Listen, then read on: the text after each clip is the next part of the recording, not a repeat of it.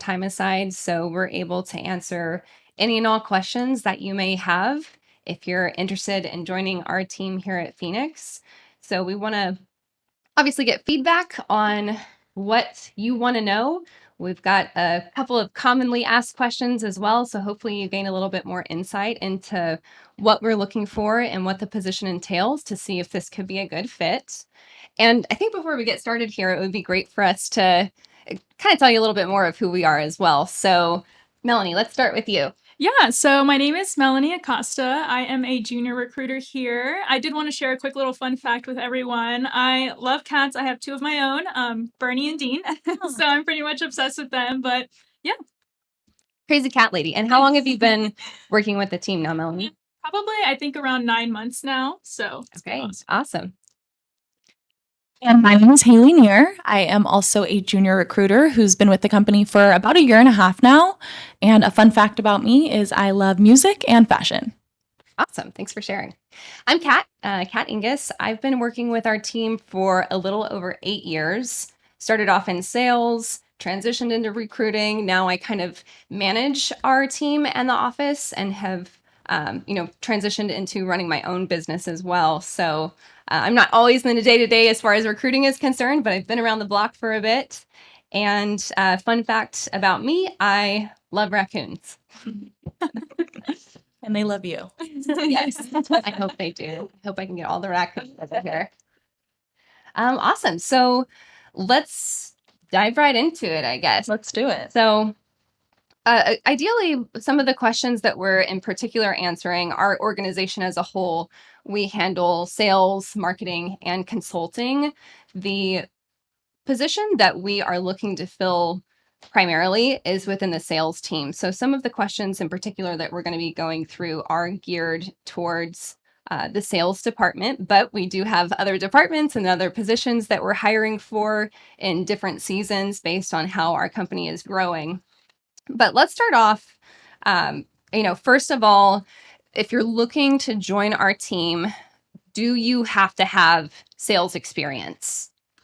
And I have an answer for you, Kat. You do not need to have any past sales experience. We do provide you with all the training and paid training as well. But not only that, we will provide you with continuous training. So we'll help you grow both professionally and personally. Yeah, I think it's perfect, how you described that. And just to kind of add on there for you as well, I think as someone that is, potentially looking for a sales position, and this is something that we've evaluated based on statistics across the nation right now, even though sales is the most available position out there, and there is this complaint, especially through the pandemic, that, maybe jobs aren't hiring, I can't find a good position. But the reason why more people don't apply for or aren't looking to get into sales is because they believe that their skills are inadequate. They say, hey, I've never done sales before. That's something that's scary to me. Maybe I'm not qualified for this position. Maybe I'm not going to do well. And I think the most important thing that we can relay back is that again, you do not have to have experience. What we're typically grading someone on through the interview process is your character, your work ethic, your ability to want to continue growing and developing yourself. And regardless of whether you see sales as a place that you want to develop a long-term career or not, and those are particular skills that you're wanting to gain experience in, it's going to be beneficial for you in any field that you go into in the future, because sales and business isn't just a part of the sales and business industry. It's a part of every industry. Sales is everywhere. So awesome. Another common question that we get, especially for the sales team, is more so around the kind of industry. So over the phone, when we're talking with candidates, is this door to door? Is this business to business? Is this cold calling where I'm sitting behind a desk all day and calling 500 people? Yes, great question. Well, our organization as a whole, we're really focused on the needs of our clients. However, our main focus over the past decade has really been retail sales. So essentially helping to promote brand awareness, drive customer acquisition, and drive sales within a retail setting. Awesome. And I like how you explained we're focused on what our client needs, right? And that can be something that changes over time. If we're not able to be face to face and in person and our client needs us to shift gears, well, guess what? We'll get into phone calls and being able to reach people on even digital platforms where we're communicating via email or chat or something along those lines. But we've particularly structured our business in the retail space, for a couple of different reasons, but a particular one, we're able to go where the people are as opposed to just trying to find individuals or working in a territory or kind of dialing aimlessly, if you will. So there's a lot of benefits, and we obviously love working with the retail locations that we've built great relationships with over the years, some of the biggest brands across the world. But we are looking to continue to expand over time what we're able to offer for our clients and how we're able to continue connecting with customers in an ever-changing world. So I think probably the biggest question that we get for somebody coming through is going to be based on like, what's the pay? What's in it for me? What can I expect, coming into this role as far as, a salary or a paycheck is concerned? So is it a base pay? Is it just commissions? How does that work?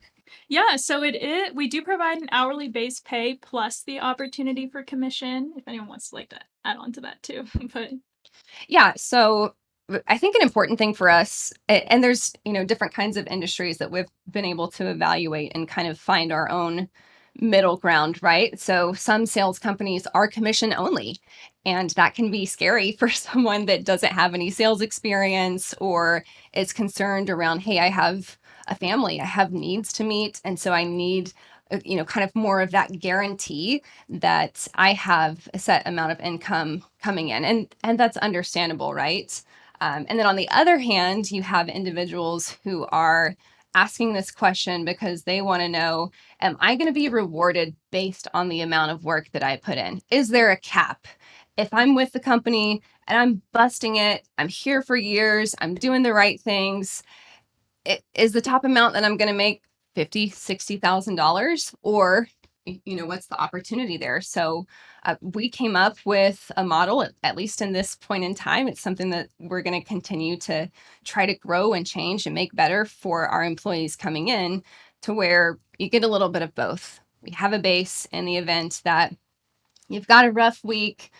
We acknowledge the effort that you're putting into it. You're paid for training and learning and being here. But for those guys that are going to go out and crush it and have a big drive and want to win, you've got unlimited earning potential as well. You make as much as you want. So I guess on that topic as well, starting off, what is the hourly base pay? So our hourly rate, it's anywhere from 14 to 16 an hour. And it is negotiable. So my manager does like to review previous sales and leadership experience, as well as any coursework that you might have that ties into business or business management before negotiating that. Right. And again, we're talking more specifically on the sales role, right? If we're evaluating coming into different departments, maybe the administrative team, the branding team, the operations team, pay is going to be varied depending on the role in itself, but getting your foot into the door in the entry-level sales position, you've got that base to start with, right? And the starting rate is 14 to 16. Again, it's going to be something that grows over time. If you're, really adding value to the company, if you're moving into more of a management role where you're starting to make an impact in training and developing and building the team to help reach our goals, that's going to grow with time, as any company would. But I think it's important to know, because we'll have someone that's so focused initially on, I'm only going to start with $14 an hour. Like, I know I don't have any sales experience, but maybe I'm coming from school, right? Like, I just graduated. I deserve, 60, 70K salary with all of the benefits. And, we'd love to provide that to you, but you've got to add value to the team as well. We have to make sure that we're making income as a company. So that's the way that we're able to kind of balance both and have somebody really understand more of the value of what it takes to run a business, because you always want to be in a position where in any company, you are irreplaceable and you are adding more value than you are taking from the company. And honestly, you have the ability to make whatever you want. If you're only making 14 to 16 an hour, you're probably not going to be our person in the long run because you're not hitting the goals that you want to achieve or growing and developing.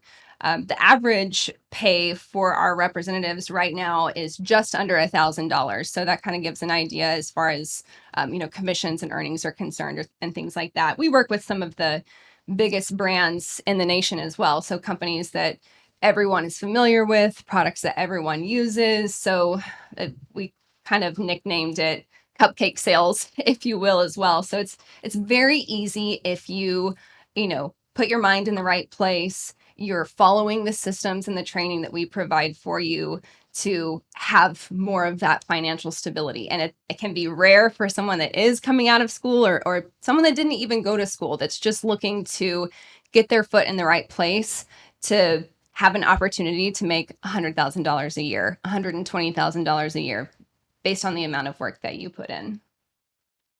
So another thing, I think especially now, or at least over the last couple of years, one thing that I've seen kind of change is this desire for flexibility in the workplace. So people want to know coming in, what are the hours? What does the day-to-day kind of look like? So what traditionally are our work days and hours?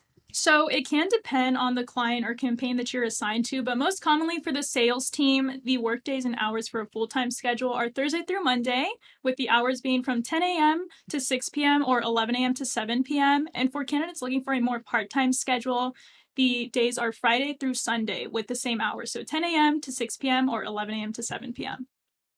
And ideally, we are looking for someone that's full-time, right? Our company is growing. We're expecting to almost double in size over the next 2 to 3 years.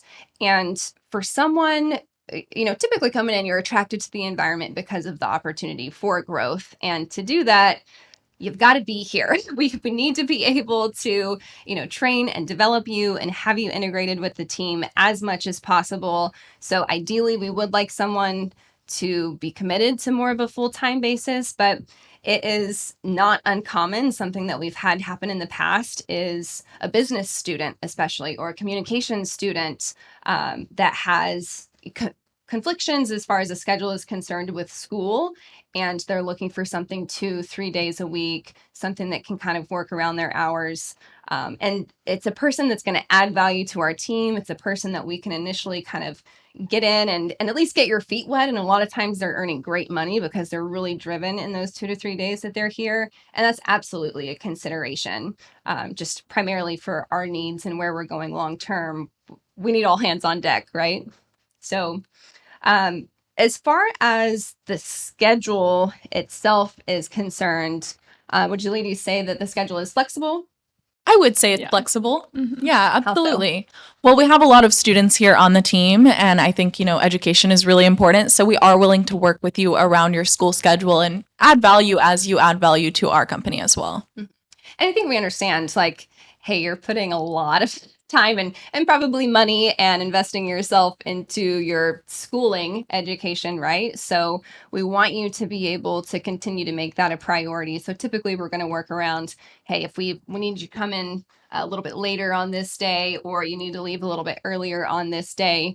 The key thing is it's going to be the right fit for us to consider something along those lines. So, and, again, we talked a little bit about someone's concern, maybe I don't have experience in sales. I don't really know how to do this. What does the training look like? Is there training that's involved in the position? Yes, absolutely. So we actually offer 2 weeks of paid training right out of the gate. And during that time, it is all going to be in the office. So we're really focused on teaching you basics of product knowledge, the way that our systems work, pitches, and things like that. But training never really stops here. And that's something I definitely love about the company. We dedicate 25% of our annual revenue back into training and developing. And we spend 1 to 2 hours coaching our team on communication development, leadership skills, skills, public speaking, and time and financial management, which I can attest have personally been a huge help for me. So I can definitely get behind it. Yeah. I mean, obviously, I've been here for 8 years, right? So I found the place that I want to stick it out. But looking back, even at some of the previous positions that I had, I wish that I had learned everything that I knew here to be more successful or to perform the job better or be able to like understand and relate to people more. I love how you mentioned the training is ongoing, right? Like initially someone coming into the sales team, well, we need to teach you how to do the job, right? The day-to-day of the position. So like you mentioned, it is very heavily based on product knowledge, and we have, tried and true systems that help us to replicate ourselves and have someone, be crystal clear on, what it is that they need to do within the role to succeed, specifically from the sales position. But that's just a very, very small, kind of vision and insight into what we offer as a company, especially whenever it comes to a training standpoint. We have $1 million entrepreneurs that are running these workshops daily for 1 to 2 hours. And this is what we call our business management training program, where like, hey, you've proven the competency that you can manage yourself, right? Like you can show up on time, you can dress professionally and act as a professional and be aware of, how you're interacting with customers. You can complete your sales goals and you are willing to learn, right? You always have that drive to continue bettering yourself day over day. But for someone that's coming into our environment, we believe happy people are growing people, and we always want to add more value than, we ever expect to take from an employee. And so we want to teach basic skills. Our vision is to equip, enable, and, really activate this next generation to where they can think right. They aren't, just going based off of feelings and kind of wondering aimlessly on what they want to do long term, and, how to succeed, how to negotiate, how to have conversations, how to commit to something, how to get out of your comfort zone, which is ultimately what is going to lead to growth. And then obviously, whenever it comes to the back ends of running a business, how do I build teams? How do I interview? How do I influence? How do I have critical conversations? How do I, interact with other partners in a shared space? How do I break down my finances to know if I'm making money or if I'm about to go out of business? So these are all, really critical things for anyone to know that is looking to be an entrepreneur, or, ideally in our case, we're teaching a lot of these skills because we'd like for someone to, grow into the opportunity with us. So the training really never stops. And if you're in our team, the learning and the growth that you're, going to be looking for can never stop either. So on that note of, is there room for growth, in your ladies' opinions, what does the long-term opportunity look like? I guess ownership. I guess growing both personally and professionally, just developing the skills to really set you up for your future. And just, getting to ownership, being able to run your own company, help others develop themselves, and more entry-level candidates grow and eventually, help them turn into leaders. And I think that's really rewarding. And especially as I evaluate other companies, like I've been in, different corporate environments where, in our business, we're interacting with corporate employees. And I'll ask, like, hey, how long have you been here? Like, if you don't mind sharing, how much do you make? What does this next chapter look like for you? Like, when are you going to move into management? Or when are you going to start, building or developing your own team, if you will? And a lot of times, they don't know the answer to that question. They're like hoping that something happens to the next guy up so they get their opportunity to step into that role. So for our promotion structure specifically, how does that work? What does somebody need to do in order to get to the next level? Yeah, well, because we're privately owned, that's the great thing about us. We're able to make our promotions based on competency and great performance. Whereas, like Kat mentioned, a lot of big companies make their promotions based on seniority. So it's really a matter of yourself, overcoming yourself. You're your biggest obstacle. And once you're able to perform well, there absolutely is going to be room for growth for you. So, Yeah.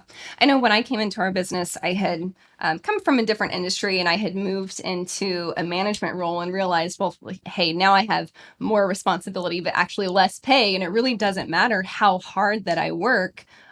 There's not going to be any level beyond this, and there's not going to be a whole lot of opportunity for any additional financial gain. So that's what initially attracted me to Phoenix. And understanding that every single role, every kind of next level that there was had particular key performance indicators. Like I know the exact number that I need to hit. I know the exact outcomes that I need to hit in order to get to this next level. So as you mentioned, Haylie, really the only thing that's going to hold me back is me, because we're not looking at, oh, well, I really like, Josh over here, so I think that he deserves a promotion. It's based on the numbers. Has Josh shown up on time? How has Josh impacted the people that are around him? How's Josh's sales performance? Okay, let's give him a chance. We'll kind of start teaching and developing him on these skills as long as he's able to prove competency that he can manage himself, right? So I love that there's really nothing holding you back from the potential that you can achieve within our organization. And we've seen it, and that's not to say that we're a right fit for everybody. This, Q&A and us responding to these questions, it is not trying to say, hey, everybody come and join our team. We're not the right fit for everyone. Sales is not for everyone. Although, again, I think it's beneficial for everybody to learn sales and have that knowledge. But we have guys come through that, want to blame, oh, the systems don't work, or it's because it's retail, or it's because it's this client that I'm working with, or the hours are just too long, or there's no benefits. And then we've got, I don't know, a dozen people now who are millionaires running organizations, changing the trajectory of their lives and their future families' lives. So I can't express this enough. It really is based on you. And you're going to be able to figure out, what kind of effort that you want to put into it, like really what your long-term goals are and what you value, to figure out if this is going to be a match. yeah, absolutely. And I think that ties into something that we always talk about. Successful people don't have different problems, they just have different solutions. Yeah, I love that. That's so Yeah. true. What's another question that we have? Like, what would be the dress code? Yeah, so as you can see, the ladies here look really sharp. So our dress code is business professional, and that's just something we have here within the office. Why? Why business professional? Why do I have to suit up? I don't want to suit up. Yeah, I mean, something that I learned when I played soccer in high school, it was like, I can't remember exactly the same. It was dress good, feel good, and then do good. And I remember during soccer, that's something we'd say. We dress for game days. We dress really nice so that we feel sharp in the morning, and then get ready for, game time. And we'd already kind of be in that mindset, like today's game day, it's go time. So I think that's something from my, just from my perspective. Yeah. And we probably all experienced like the opposite end of this through the pandemic, right? Like working from home, you don't even have to get out of your PJs. I did Zoom interviews for a while, so we would kind of make this joke when we were talking about dress code, like, hey, at least like dress nice from the top half up, because we're not going to be able to see what if you're in PJs on the bottom, right? But being able to dress sharp, it just gives you that confidence, right? Like, I've got this. Like, I am going to own my day. But then on top of that, too, like, we're working with big clients. We're all about first impressions of, the customers that we're interacting with and the people that we're going to navigate throughout the day. So we want to be the sharpest dressed person in the room. We want to be the most professional and really, see and represent our brand for what it is. Yeah, I agree. Awesome. Have we had any other questions come through at this time? Or I think that kind of wraps up most of it. Yeah. Oh, yes. We actually have Okay. a few questions. The first one is, how can someone apply? Okay, that's a great question. We do have a couple of job postings on different platforms as far as ZipRecruiter, Indeed. Another way that you can apply if you're not able to find our sales representative roles on one of those platforms is directly through our website. So that's phoenixconsultinggroup.com. You can go to, I believe it's our careers page, and click to apply there directly. You can also reach out to our recruiters directly as well. So you can find our number on the website, our email on the website. That's careers@phoenixconsultinggroup.com. Cool. Okay, so the next question is based on your experience with the candidates that you've seen come through the doors recently, what kind of do or do not tips would you give candidates who are interviewing at FCG or even elsewhere? Okay. So, something that I look for when I'm engaging with a candidate on the phone is character, confidence, and charisma. So, if you're able to have those three things, I think you're already off to a great start. But the second best tip would just be dress to impress. And another thing I would add on there as well, one thing that we see all of the time is Miss America answers what you think that we want to hear. And that doesn't help either of us. Just be yourself. Let us get to genuinely know who you are. And that doesn't mean that you don't have the ability to, kind of take it up a notch and put your best foot forward to, try to impress and kind of start off, in a great light. But to really evaluate if this is going to be a great fit long term, we need you to be you, and we're going to do the same thing in return. We're going to be us to try to determine if this is the right fit. Anything else to add, you guys? Nope. Anything for you, Melanie? Anything that you particularly look for or that Yeah. stands out for someone that's applying? I could agree with Haylie. I think dressing sharp is something, it's your first, you're seeing the person for the first time. If they look sharp, like that's already a plus, and then it's getting to know you. And like, I agree with Kat, you want to be yourself. I remember when I interviewed, that's exactly what I was trying to do to make sure that it would actually be a good fit, not, pretending to be someone that I wasn't really or giving them answers they wanted to hear. So I completely agree with both of you guys. And again, what we're evaluating is not necessarily your past experience. I mean, those things we are going to take into consideration and ask you questions around, what was it like at this job? What was your favorite thing? What was your not so favorite things about the position? So we like to keep it very conversational and more so just get to know you as a person. Which makes it kind of easy, right? Like, I think a lot of times, especially if you're new and looking for a job or new to the workforce, I should say, you're looking for a job to start, there can be like those nerves that kind of come up, right? Like, oh, I don't want to say the wrong thing, or like, I really hope that they like me. Just relax, just be yourselves, and, really let your personality and your character shine through. Cool. Another question is how do you measure the success of of the person in this position? Like what does that look like? Let's go around the room. Let's start. Well, we have key performance indicators, which I would say ties into that really huge. So if Kat would like to just kind of go into what those are. Initial key performance indicators. So someone that is, just starting off getting their feet wet within the sales position, there's really 4 areas that we're evaluating here.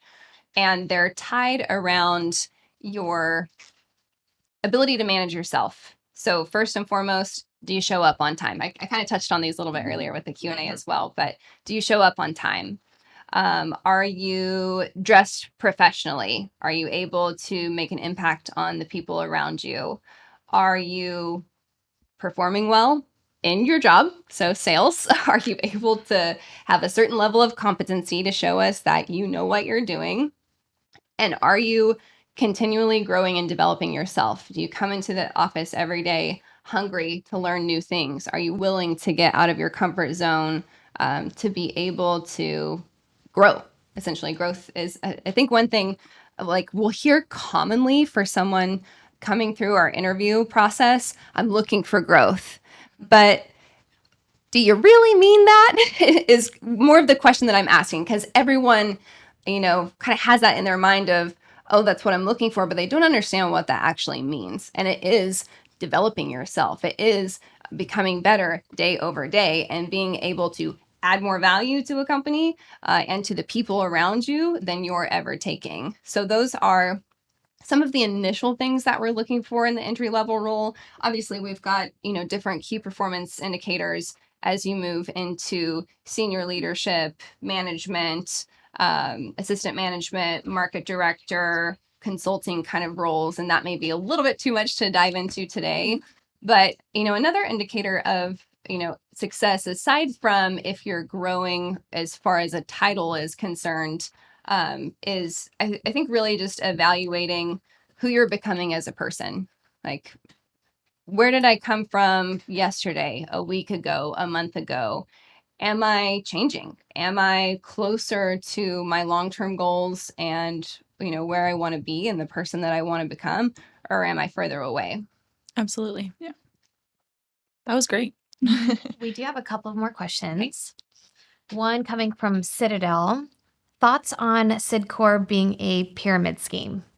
You guys want to start with this one? Oh gosh, where to begin? Well, I have my own opinion on that individually, but I think pyramid schemes, they ask you to invest your own income, right, into products that you're going to sell, and that's not anything that we do here. We're not going to ask you to invest anything. You're going to be a W-2 employee. You will be taxed. You are essentially getting paid to be trained and developed. So aside from those reasons, Melanie, Kat, did you have anything to add? I think people throw these words or terms out there and they really have no idea what they mean whatsoever.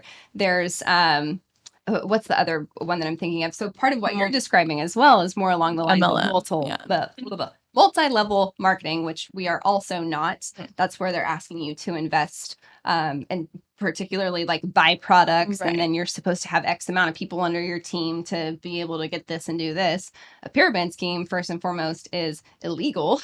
So that's it. It's just kind of laughable because it's not even true. And if you really dig into the kinds of questions or why someone is asking this coming in, it's not because they genuinely think that we're a pyramid scheme. They don't understand what that is and are taking that to be something else and making their own assumptions. And when you look at a pyramid in itself, right? It's you've got the guy up top, and then there's this many people on his team that are under him, and then under those people, they have their own team and people that are under them. But I'd like to ask the question, what company is not like that?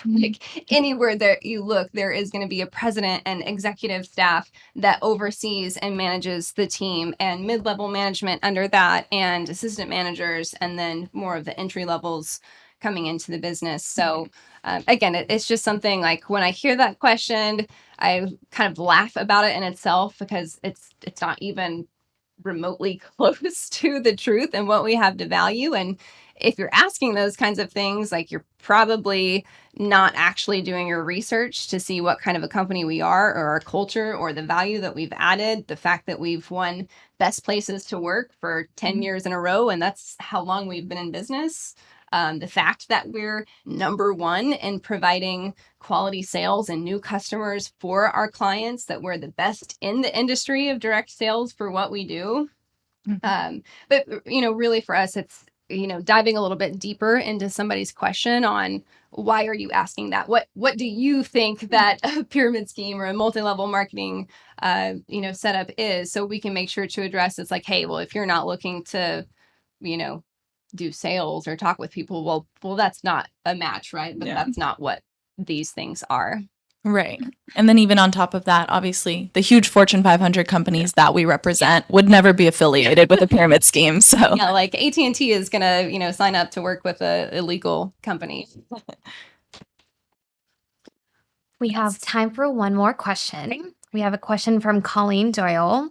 What are the 3 things you look for in a candidate that you're interviewing?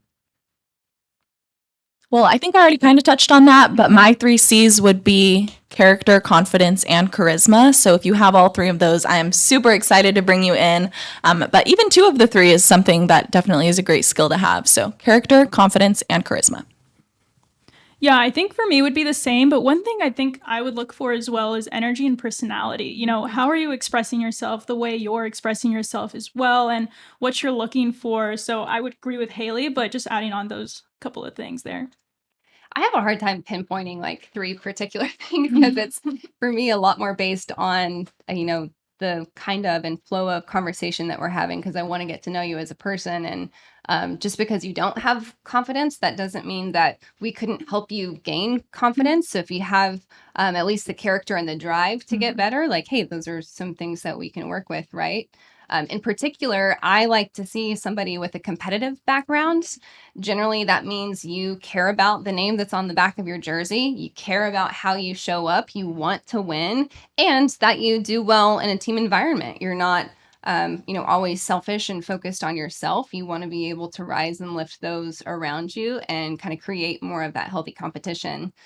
So that's one thing in particular, like I really like. Again, you don't have to have that to do well on our team, but some of the people that we have seen succeed more so in the long term have gained a lot of great fundamentals from being in a sports background that are going to take them far in team environments like ours. Yeah, and something I did want to add too is someone who has a student mentality. I think that's really important here. And that's, despite what your background is, your past experience, that's something I look for myself. And I think it does well here with our environment. So glad that you mentioned that one because that would be number one. Like aside from anything else, are you willing to continue growing yourself? Yeah. All right, one little last bit here. We have some people that feel like they have been misinformed in the interviewing process. Ooh. What would you say to candidates that feel like they have been misinformed? What would you attribute that to? This one makes me laugh too so much. I would say listen when you're speaking with a recruiter over the phone. Read the job description. One thing that is really, I think, prevalent in the culture right now is, and part of it, I think, can be faulted back to maybe the job platforms that you're working with as well. But they like to mass contact candidates with just the job title, right? And something that's maybe appealing for you, or you're just clicking like, yes, accept, accept, accept.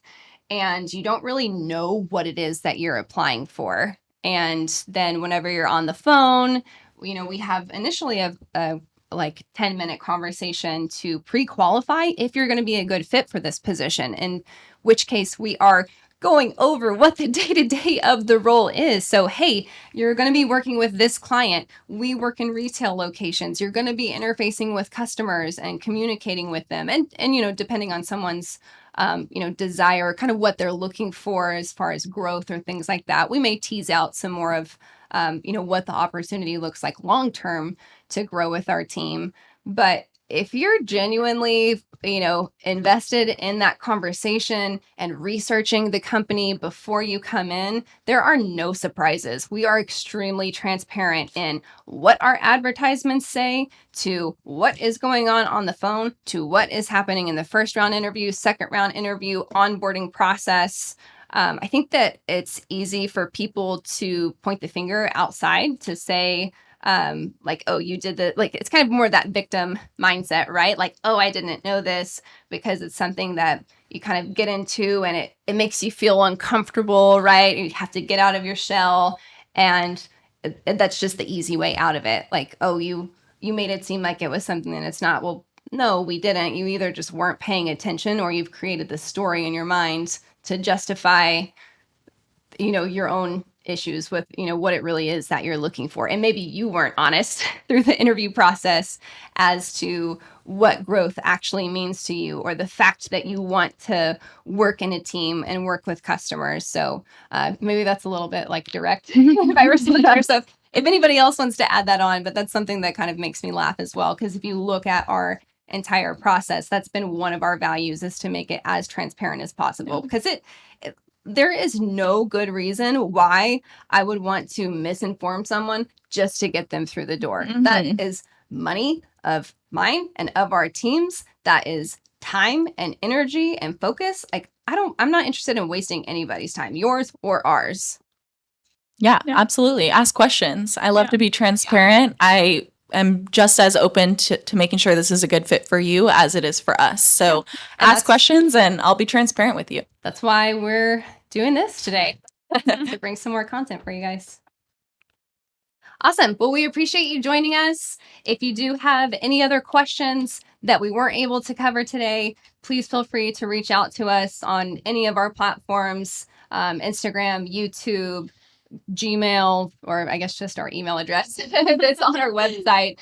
We also have a link on our website where you can submit questions or call us as well. So visit phoenixconsultinggroup.com and feel free to if you enjoyed this, give us feedback and share with your friends. If you think of anybody that comes to mind as you're hearing some of the information that we're providing of, hey, like they'd really succeed in this environment, because our purpose here is to find those that are out there praying and looking for the kind of opportunity and culture and development that we have to offer.